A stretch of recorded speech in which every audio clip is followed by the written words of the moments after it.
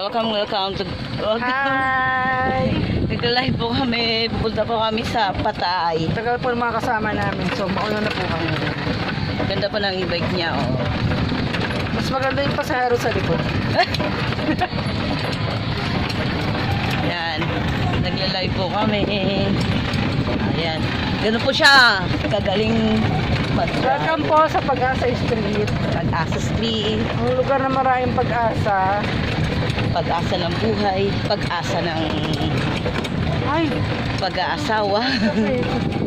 Huh? Alin? Ay di, sinabi ko na kasi sa iyo, bibigay ko na lang sa iyo. Ayoko niyan. Alog.